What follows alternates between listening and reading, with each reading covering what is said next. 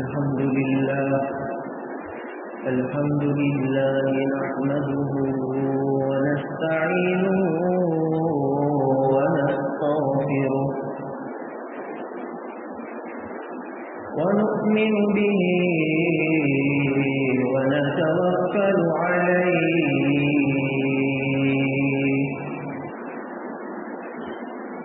ونعوذ بالله من شرور أنفسنا ومن سيئات أعمالنا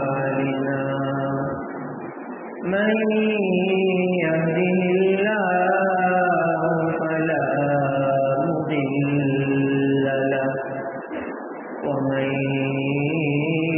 يضلل فلا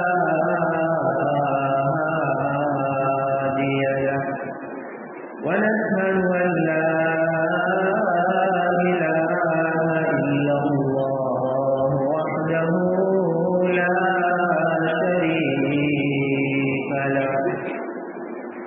ونشهد أن سيدنا ونبينا ومولانا محمدا عبده ورسوله صلى الله تبارك وتعالى عليه وبارك وسلم تسليما كثيرا كثيرا أما بعد فقد قال الله تبارك وتعالى في كتابه المبين فأعوذ بالله من الشيطان الرجيم بسم الله الرحمن الرحيم فبما رحمة من الله لنت لهم ولو كنت فظا غليظ القلب لانفضوا من حولك فاعف عنهم واستغفر لهم وشاورهم في الأمر فإذا عزمت فتوكل على الله إن الله يحب المتوكلين. وعن جرير بن عبد الله البجلي رضي الله تعالى عنه قال رسول الله صلى الله عليه وسلم من يحرم الرزق يحرم الخير أو كما قال عليه الصلاة والتسليم. صدق الله العظيم وصدق رسوله النبي الكريم ونحن على ذلك لمن الشاهدين والشاكرين والحمد لله رب العالمين.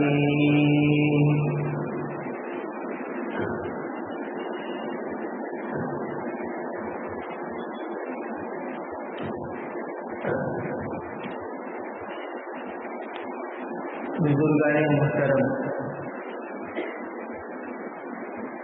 گزشتہ جمعہ ہمارے سامنے نبی کریم صلی اللہ تعالی علیہ وسلم کی چند احادیث اور قرآن کریم کی سورہ شورا کی ایک آیت کو لے کر اللہ تبارک و تعالی کی نرمی، اس کی مہربانی کو بیان کیا گیا تھا کہ اللہ تعالیٰ اپنے بندوں کے ساتھ کس درجہ مہربانی کا معاملہ کرتا ہے اور کس درجہ شفقت کا معاملہ کرتا ہے.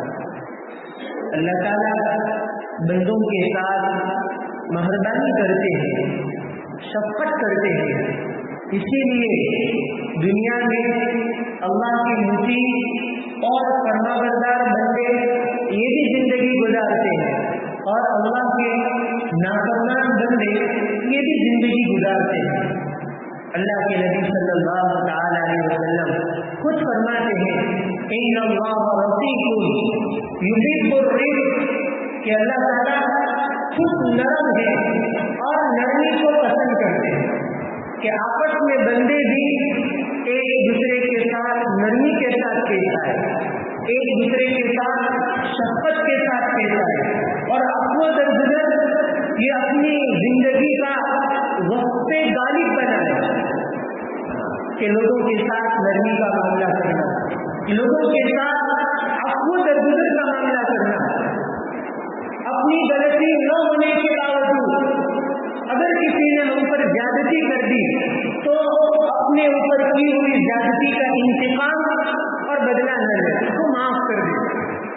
یہ نبی کریم صلی اللہ علیہ وسلم کی سنتوں میں سب سے بڑی سنت ہے اللہ کے نبی کی، کہ معاف کر دینا، عفو درگزر سے کام لینا، اور یہ بہت بڑی صفت ہے انسان کی کہ معاف کر دے، عفو درگزر کے ساتھ زندگی گزارے۔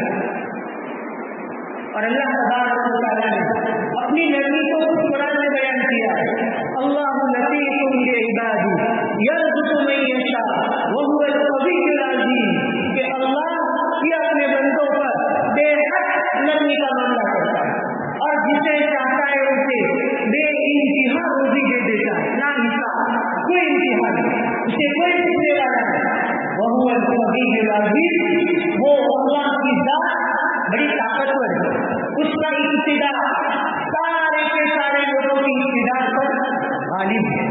وہاں علامہ قرطبی علیہ الرحمٰن نے وضاحت فرمائی ہے کہ اللہ تعالیٰ بندوں پر کیسے نرمی کرتا ہے، وہ ساری تفصیلات میں نے آپ کے سامنے ذکر کر دی، لیکن جہاں اللہ تعالیٰ اپنے مومن اور مطیع اور فرمانبردار بندے پر شفقت اور نرمی کرتا ہے، وہیں پر اللہ تبارک و تعالیٰ اپنے گنہگار بندوں پر بھی نرمی کرتا ہے، اپنے گنہگار بندوں پر بھی شفقت کرتا ہے۔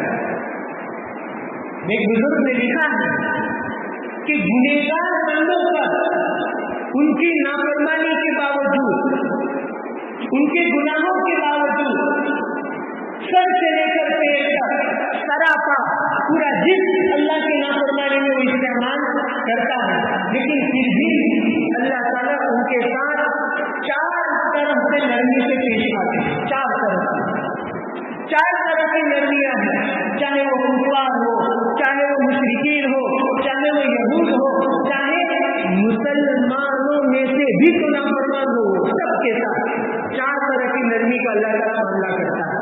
سب سے پہلی نرمی اللہ تعالیٰ کی گنہگاروں کے ساتھ یہ ہوتی ہے کہ ان کے گناہوں کے باوجود بھی اللہ تعالیٰ ان کو فوراً نہیں پکڑتے، اللہ ان کو ڈھیل دیتا ہے، اللہ ان کو مہلت دیتا ہے، اللہ ان کو وقت دیتا ہے، تاکہ اتنے وقت کے ملنے کے بعد وہ اللہ کی طرف رجوع کر لے، کہ ان کو اپنا خدا یاد آ جائے، کہ ان کو اپنی نافرمانی والی زندگی یاد آ جائے اور اللہ کی نعمتیں یاد آ جائے تو وہ اپنے گناہوں سے توبہ کرے۔ یہ اللہ کی بہت بڑی مہربانی ہے کہ کسی بھی گناہ پر اللہ فوراً نہیں پکڑتے، نہیں فوراً نہیں، اگر کسی گناہ پر اگر اللہ فوراً پکڑنے پر آ جائے تو میں نے گزشتہ جمعہ آپ کے سامنے قرآن کریم کی آیت تلاوت کی تھی، وَلَوْ يُؤَاخِذُ اللَّهُ النَّاسَ بِظُلْمِهِمْ مَا تَرَكَ عَلَيْهَا مِن دَابَّةٍ وَلَكِنْ يُؤَخِّرُهُمْ إِلَىٰ أَجَلٍ مُّسَمًّى، کہ اگر اللہ تعالیٰ لوگوں کو ان کے گناہوں پر پکڑنا شروع کر دے تو اس روئے زمین پر اللہ تعالیٰ ایک انسان کو بھی زندہ رکھتا ہے، یہ اللہ مہلت دیتے۔ اب گناہ ہو جانے کے باوجود مہلت کا دینا، اس پر رزق کے دروازوں کو کھلا رکھنا، اس پر اپنی نعمتوں کے دروازوں کو کھلا رکھنا، اس کو اپنی زمین پر چلاتے پھرتے رکھنا اور اس کو ہر طرح کی نعمتیں دیتے رہنا، یہ کیا ہے؟ اللہ لطیف بعبادی یرزق من یشاء بغیر حساب، یہ اللہ تبارک و تعالیٰ کی لطافت ہے، یہ اللہ کی عنایات ہے، یہ اللہ کی رحمتیں ہیں، سب جا کر وہ زندگی گزارتا ہے۔ اسی لیے فقی ابواللیث سمرقندی نے ایک واقعہ لکھا ہے کہ ایک زمانے میں ایک بادشاہ تھا. بادشاہ کو وقت کے ایک ولی سے محبت ہو گئی، بے حد اتنی محبت ہو گئی کہ بادشاہ نے وقت نے اس ولی کامل سے یہ درخواست کی کہ آپ اپنے گاؤں کو چھوڑ کر آپ اپنی جھوپڑی کو چھوڑ دیجیے اور میرے محل میں آ جائے. میں آپ کے لیے بہترین مکان کا انتظام کروں گا، آپ کے لیے بہتر سے بہتر کھانوں کا انتظام کیا جائے گا، اچھے سے اچھے قیام کا بھی انتظام ہوگا، اچھے سے اچھے طعام کا بھی انتظام ہوگا. ولی کامل تو ولی کامل ہوتے ہیں، وہ دل میں یہ چاہتے تھے کہ میں جانا نہیں چاہتا. اب اس سے جان کیسے چھوڑا؟ بادشاہ وقت ہے. ولی کامل نے بادشاہ سے ایک بات کہی کہ میرے ایک سوال کا جواب دیا جائے. تو بتاؤ کیا سوال؟ ولی کامل نے کہا میرا سوال یہ ہے کہ اگر میں تیرے محل میں رہنا شروع کر دوں، تیرا کھانا شروع کر دوں، تیرا بہترین کھانے جو لگے ہوئے ہو دسترخوان پر وہ میرے لیے میرے کمرے میں شاہی مہمان کے طور پر کھانا پیش کیا جائے، اور وہ بھی شاہی غلام اور شاہی خدام شاہی کھانا لے کر شاہی کمرے میں آ جائے میرے پاس، اور اچانک تیری محبوب اور محبوبہ تیری معشوقہ کوئی ایسی تیری قمیض ہو جس سے تو سب سے زیادہ محبت کرتا، اگر تو اس کے ساتھ مجھے کسی غلط حالت میں دیکھ لے تو، کسی قابل اعتراض حالت میں مجھے دیکھ لے تو کیا کرے گا؟ بادشاہ وقت نے ولی کامل کی زبان سے یہ بات سنی. بادشاہ اب بگولا ہو گیا اور غصے میں آ گیا. کیا آپ ولی کامل ہیں؟ آپ یہ کیسی باتیں کرتے ہیں؟ میرے دل میں آپ کی جتنی محبتیں تھی ساری محبت کرتا. کیا آپ کی ایسی گندی سوچ ہے؟ اور ایسی گندی سوچ والے کو میں میرے مکان میں کیسے ٹھہرا سکتا؟ آپ میرے مکان میں نہ آئیے، آپ کو میرے محل میں کوئی دعوت نہیں.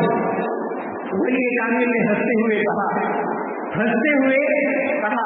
کہ میں تو یہی چاہتا تھا کہ تیرا کیا مقام، تیرا کیا قیام، تیرا کیا کھانا، میں نہ تیرے قیام میں آنا چاہتا ہوں، میں نہ تیرے محل میں آنا چاہتا ہوں، میں تیرے کھانوں کو کھانا چاہتا ہوں. تیرا حال تو دیکھ، ابھی تو میں نے گناہ کیا نہیں، صرف ایک نیت کا اظہار کیا اور ایک ہونے والے گناہ کو صرف ظاہر کر دیا کہ اگر ایسا ہو تو آپ بگولا ہو گئے. کیسا نادان، کوئی شفقت کا مادہ ہی نہیں، کوئی رفت کا مادہ ہی نہیں. وہ میرا کریم آقا، وہ میرا کریم مولا کہ کئی مدتوں سے کئی سالوں سے میری نافرمانی کے باوجود، میرے گناہوں کے باوجود مجھے کھلاتا ہے، مجھے پلاتا ہے. کبھی اس نے یہ نہیں کہا کہ میری زمین سے نکل جا. جس زمین پر تو زندگی گزارتا ہے، جس آسمان کے نیچے تو رہتا ہے، اس کریم آقا نے مجھے کبھی نہ کہا کہ تو نکل جا. گناہ ہو جانے کے بعد بھی لیکن تمہیں تو صرف ایک گناہ کا میں نے امکان ظاہر کیا کہ ایسا ہو تو کیا کرے گا. یہ تو آگ بگولا ہو گیا. ایسے نادان آقا کے پاس آنے کی مجھے کوئی ضرورت نہیں ہے. میرا آقا، میرا مولا بڑا کریم ہے، بڑا داتا ہے. وہ تو گناہ ہو جانے کے باوجود بھی کیا دیتا ہے؟ مہلت دیتا ہے. یہ استدراج العبد بالطاعۃ، استدراج العبد بالمعصیہ، کہ اللہ تعالیٰ کافروں کو بھی مہلت دیتے ہیں، مسلمانوں کو بھی مہلت دیتے ہیں. اللہ لطیف بعبادہ یرزق من یشاء، اور ایک جگہ یرزق من یشاء بغیر حساب وهو القوی العزیز. یہ ہے اللہ کی لطافت کا معاملہ. اور دوسرا، اب ہم سوچ سکتے ہیں کہ ہماری زندگی کی کتنی بہاریں گزر گئی، بلوغت سے لے کر ابھی تک. کسی کے 25 سال، کسی کے 30 سال، کسی کے 40 سال. ہم ذرا سوچے تو صحیح، ذرا تصور تو کریں کہ کتنے گناہ ہوئے ہوں گے. کیا فوراً اللہ نے پکڑ کی؟ نہیں. ولکن یؤخرهم الی اجل مسمى. اللہ کا اصول ہے کہ اللہ کو مہلت دیتا ہے. اسی لیے قرآن کریم میں سورہ رات میں اللہ تعالیٰ نے کہا وَإِنَّ رَبَّكَ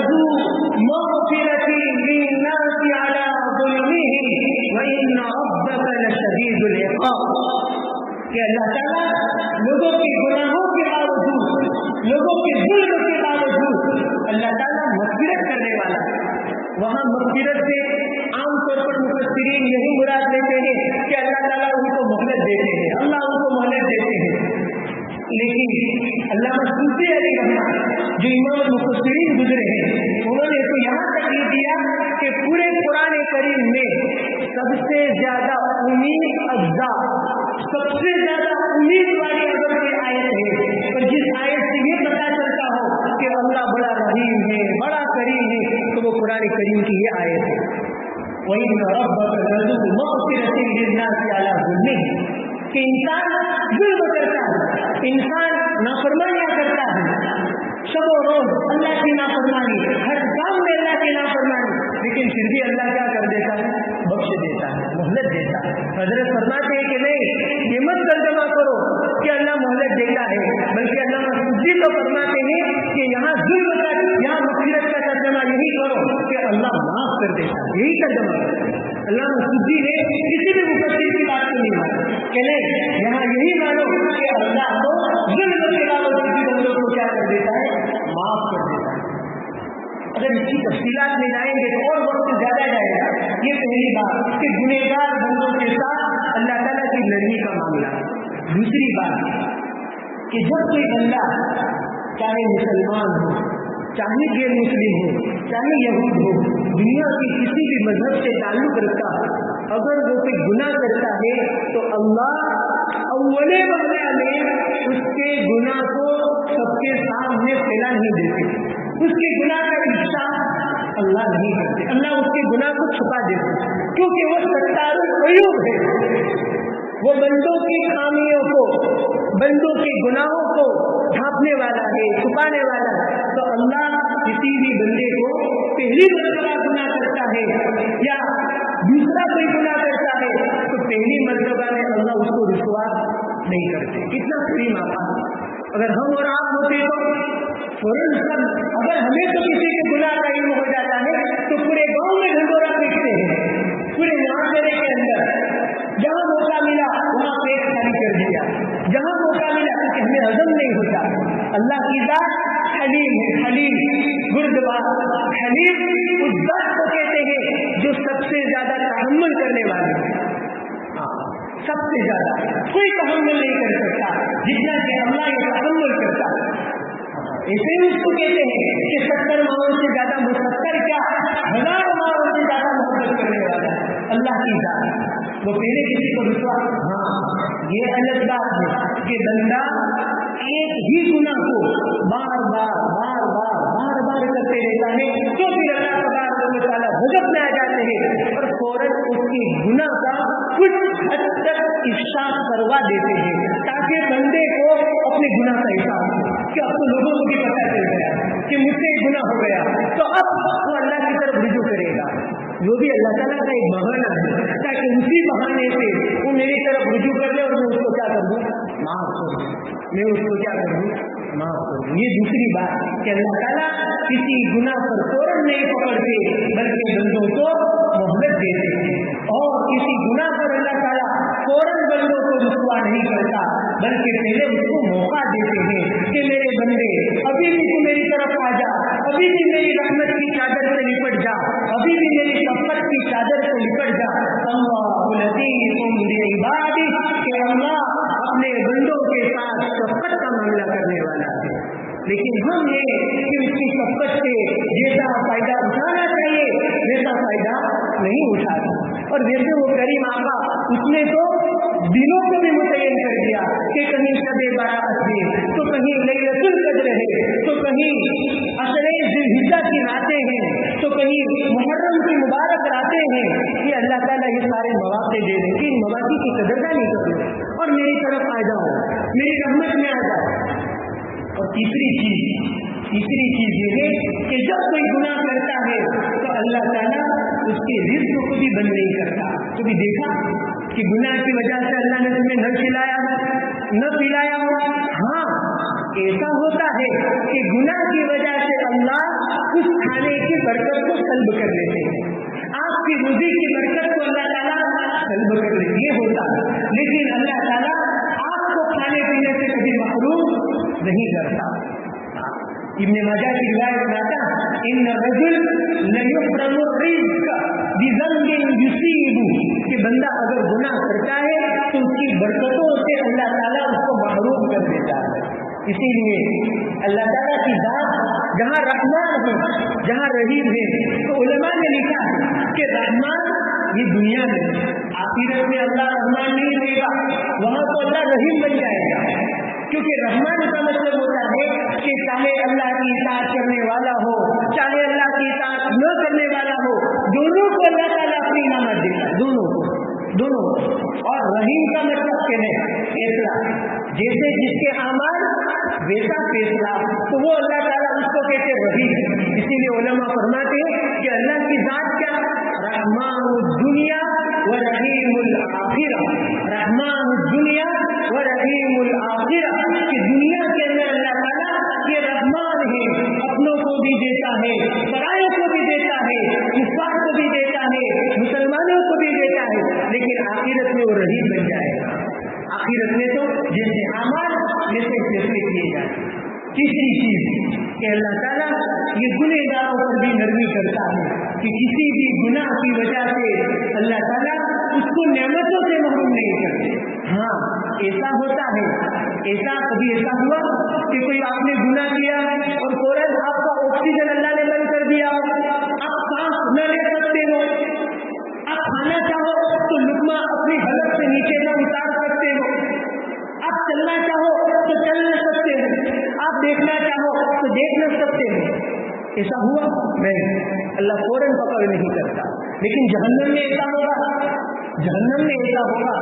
سورہ ابراہیم میں اللہ تعالیٰ نے تذکرہ کیا لا یکاد یصیب, وہ جب پانی کی طرف نظر آنے والا خون اور پیپ کا آمیزہ ہوگا وہ اس کو پیے گا تو قرآن کہتا ہے یتجرعہ, اس کو گھونٹ گھونٹ کر پیے گا, اس کو کیونکہ وہ گلے سے نیچے نہ اتر سکے گا اس لیے اس کو وہ گھونٹ گھونٹ کر پیے گا. وہاں صاحب جلالین نے لکھا ہے کیوں گھونٹ گھونٹ کر, کیونکہ وہ جب پیے گا تو ایسا لگے گا کہ گلے سے نیچے کانٹے اتر رہے ہیں اور گلے سے نیچے بہت بدبودار چیز, بہت سیاہ چیز, بہت بدی چیز میرے گلے سے نیچے اتر رہی ہے. بعد یہ ناخواستہ اس کو پینا پڑے گا کیونکہ پیاس کی شدت کی ہوگی کہ سارے کے سارے جہنمیوں کا خون پیٹ وہ جمع کیا جائے گا اور سارے کے سارے جہنمیوں کے خون اور پیٹ میں سے اس کو بھی پلایا جائے گا, اس کو بھی پلایا وہاں ہوگا. لیکن یہاں اللہ تعالیٰ یہ شفقت کا معاملہ کرتے ہیں, اللہ تعالیٰ اپنی نعمتوں کو سلب نہیں کرتے. اسی لیے عربی شاعر نے کہا ہے, ایک عربی شاعر نے ان اللہ رفیق یحب الرفق, کہ اللہ یہ نرمی کا معاملہ کرتا ہے اور آپس میں مسلمان آپس میں بھائی ایک دوسرے کے ساتھ شفقت سے پیش آئیں, نرمی سے پیش آئیں. اللہ اس کو بھی چاہتا ہے کہ جب میں نرمی کرتا ہوں تو کیا مسلمان نرمی سے پیش نہ آئے. اس لیے عربی شاعر نے کہا کہ من کان فی صفته محسنا, من کان فی صفته محسنا فکیف یکون اذا ما رضی, کہ جو ذات جب ناراض ہوتا ہے, جو ذات جب ناراض ہوتی ہے, غصے میں ہوتا ہے, پھر بھی انعامات کی بارش, اگر وہی ذات راضی ہو جائے تو اس کی انعامات کی بارش کیا ہوگی, اس کی لطافت کی بارش کیا ہوگی. ناراض ہوتا ہے پھر بھی انعامات, پھر بھی نعمتیں, پھر بھی اللہ محروم نہیں کرتا. اگر آپ کسی اللہ کی ذات کو اگر آپ راضی کر لو تو پھر تو کیا کہنا, پھر تو اللہ تعالیٰ رحمتوں کی بارش آپ کے لیے کھولے گا, آپ کے لیے انعامات اللہ تعالیٰ کھولے گا. عزیزوں, یہ تو صرف اللہ تعالیٰ کی لطافت اور اللہ کی نرمی کے جھلک ہے کہ اللہ تعالیٰ بندوں کے ساتھ کیسی نرمی کا معاملہ کرتا ہے. اس لیے ہمیں بھی لوگوں کے ساتھ نرمی کرنی چاہیے. ابھی دوسرا موضوع تو باقی کہ نبی کی نرمی, جب اللہ نرمی کرتا ہے تو اللہ کا سب سے زیادہ محبوب اس کائنات میں خدا کی ذات کے بعد سب سے زیادہ افضل ترین سید الاولین والآخرین امام الانبیاء محمد رسول اللہ صلی اللہ علیہ وسلم کی ذات. آپ کی زندگی وہیں بھی قرآن نے نقل کیا. سورہ آل عمران کو اٹھاؤ, وہاں بھی اللہ نے کہا فَبِمَا رَحْمَةٍ مِّنَ اللَّهِ لِنْتَ لَهُمْ وَلَوْ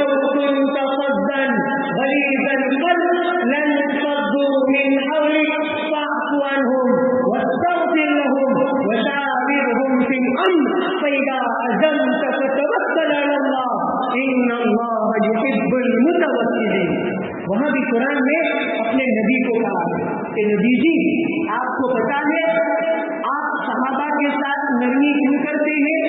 حالانکہ غصے کے مواقع آتے ہیں، رنج و غم کے مواقع آتے ہیں، پھر بھی نبی کیا کرتے ہیں؟ نرمی کے ساتھ پیش آتے ہیں، شفقت کے ساتھ، نرم طبیعت کے ساتھ۔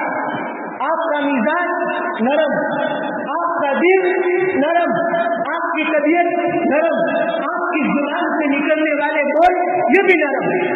تو قرآن کہتا ہے نبی جی یہ آپ کا کمال نہیں ہے، یہ آپ کا کمال نہیں ہے، فَبِمَا رَحْمَةٍ مِّنَ اللَّهِ، یہ صرف اور صرف اللہ کی نرمی کا نتیجہ ہے، اللہ کی رحمت کا نتیجہ ہے کہ اللہ کی رحمت کی وجہ سے آپ صحابہ پر نرمی کر سکتے ہیں۔ اگر اللہ کی رحمت نہ ہو تو آپ کی مجال نہیں ہے کہ آپ بھی نرمی کر کے بتلا دیں، اس لیے اللہ سے نرمی کو مانگنا ہے۔ ابھی تو یہ موضوع باقی ہے، فَبِمَا رَحْمَةٍ مِّنَ اللَّهِ لِنتَ لَهُمْ، وہاں قرآن نے آگے کیا کہا؟ آپ سوچو تو صحیح، قرآن کس کو خطاب کرتا ہے؟ میرے اور آپ کے نبی کو خطاب کرتا ہے، حالانکہ نبی سے ایسا نہیں ہو سکتا، لیکن اللہ تعالیٰ امت کو تعلیم دینا چاہتا ہے کہ جب نبی اگر سخت ہو جائے تو لوگ نبی کے پاس سے بھی بھاگ جائیں، تو میں اور آپ کیا ہے؟ کس حیثیت سے ملی ہے کہ لوگ ہمارے پاس سے بھاگنے جائیں؟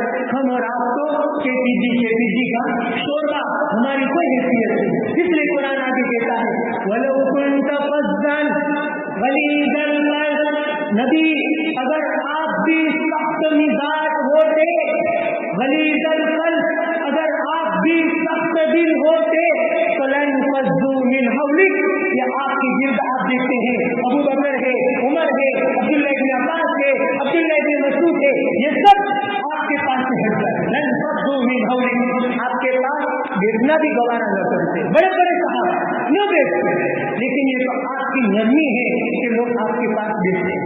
یہ اللہ کے نبی کو قرآن کہہ رہا ہے، اور پھر آگے قرآن اللہ کے نبی کو ہدایت بھی دے رہا ہے، لیکن اس آیت سے اثر یہ کہنا چاہتا ہوں کہ اللہ بھی نرمی کرتے ہیں، نبی بھی نرمی کرتا ہے، اور آگے صحابہ تابعین ان کی زندگی میں اٹھا کر دیکھو وہ بھی کیا کرتے ہیں؟ نرمی کرتے ہیں۔ اور وہیں پر اللہ تعالیٰ قرآن کریم میں سورہ آل عمران میں لوگوں کے متعلق بیان فرمایا کہ آپ کیسے نرمی کر سکتے ہیں، تو قرآن نے کہا ہے وَالْكَاظِمِينَ الْغَيْظَ وَالْعَافِينَ عَنِ النَّاسِ إِنَّ اللَّهَ يُحِبُّ الْمُحْسِنِينَ، قرآن نے کہا وَالْكَاظِمِينَ الْغَيْظَ وَالْعَافِينَ عَنِ النَّاسِ کہ اللہ تبارک و تعالیٰ ان لوگوں کو پسند کرتے ہیں کہ جب غصہ آتا ہے تو غصے کے گھونٹ کو پی جاتے ہیں، غصے کے گھونٹ کو، اسی لیے روایت میں آتا ہے اگر کسی آدمی کو غصہ آ گیا، کیا آ گیا؟ دیکھو غصہ کہاں آئے؟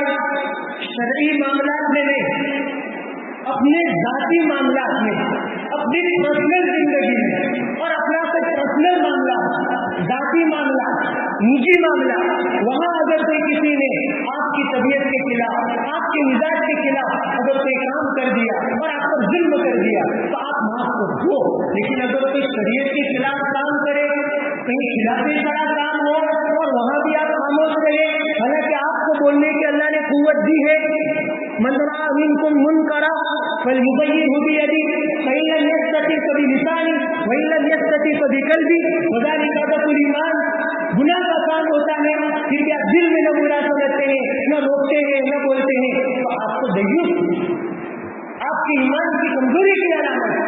یہ نرمی کی بات شرعی معاملات میں نہیں بلکہ آپسی معاملات میں، لوگوں کے حوالے، وہ تو خدا کا معاملہ ہے کہ جان شریف غیر شریف، اسی لیے اللہ کے نبی نے کبھی بھی زندگی میں اپنی ذات کے لیے انتقام کبھی نہیں کیا، اپنی ذات کے لیے بدلا اللہ کے نبی نے نہ ابو جہل سے لیا، نہ کسی سے بھی لیا، کسی سے بھی، نہ عبداللہ بن ابی بن سلول، ابھی اس کا بھی واقعہ آپ کو سنانا، رئیس المنافقین، منافقوں کا سردار، جیسے کہ ایران کے لوگ ہیں، دنیا کے اندر مسلمان کا چہرہ بتا کر کافروں جیسا عمل کرنے والا شیعہ، پوری دنیا کے اندر اگر دیکھا جائے تو شیعہ کے بہت سارے مذاہب ہیں، ان میں پوری دنیا میں سب سے زیادہ شیعہ کے جس مذہب کو مقبولیت حاصل ہوئی ہے وہ فرقہ امامیہ، وہ فرقہ اثنا عشریہ، یہ وہ فرقہ ہے جو ابو بکر کو بھی گالی دیتا ہے، حضرت عمر کو بھی گالی دیتا ہے, حضرت عثمان غنی کو بھی گالی دیتا ہے, اور سارے صحابہ کو وہ ظالم کہتے ہیں. صرف حضرت علی اور علی کے دو بیٹے حسن حسین, صرف ان سے جو خلفاء ہیں ان کو وہ برا بھلا نہیں کہتا, ورنہ ابو بکر کو بھی برا بھلا کہتا ہے. اسی لیے شیعہ کے متعلق فیصلہ ہے کہ یہ تو کفار سے زیادہ بدتر ہے. یہ تو کیا ہے, کفار سے زیادہ. اس لیے آپ دیکھتے ہیں کہ عالم اسلام میں ابھی کیا ہوا, یہ کوئی نئی بات, یہ پہلے سے چلا آ رہا. یہ پہلے انہوں نے مروایا, انہوں نے یہ ظلم کیا, اور انہوں نے اوروں کے اشاروں پر ناچتے ہیں, اسی لیے وہ زندہ ہے, ورنہ وہ زندہ نہ رہتے. میں تو یہ سمجھتا ہوں کہ پوری دنیا کے اندر حق و باطل یہ کشمکش کے ساتھ رہے. حق و باطل رہے گا جب تک دنیا ہے, وہاں تک حق و باطل. اگر حق نہیں ہوگا تو باطل نہیں رہے گا, اگر باطل نہیں ہوگا تو حق نہیں رہے گا. جنت میں بھی ہوا شروع میں, ایک طرف ابلیس اور ایک طرف سیدنا آدم علیہ السلام, تو وہاں بھی مقابلہ ہوا اور ابلیس نے نکل لایا. پھر خدا کا وہ تکوینی نظام تھا, آدم آئے دنیا میں. اس لیے قیامت تک حق و باطل کا ٹکراؤ تو پورے عالم اسلام میں, پوری دنیا کے اندر اگر حق کی باغڈور اگر کسی نے اس وقت سنبھالی ہو اور مسجد اقصی کی حفاظت کے لیے, تو وہی تھے جن کا بھی انتقال ہو گیا اور جن کو شہید کر دیا گیا. اللہ تعالیٰ ان کے درجات کو بلند فرمائے. ہم ان کے حق میں دعائیں کریں, ہم سے جتنا ہو سکے اتنا تو کریں. ہمیں اتنی طاقت نہیں ہے کہ ہم بھی تلوار لے کر نکل جائے, اس کو ہمارے لیے حکم بھی نہیں.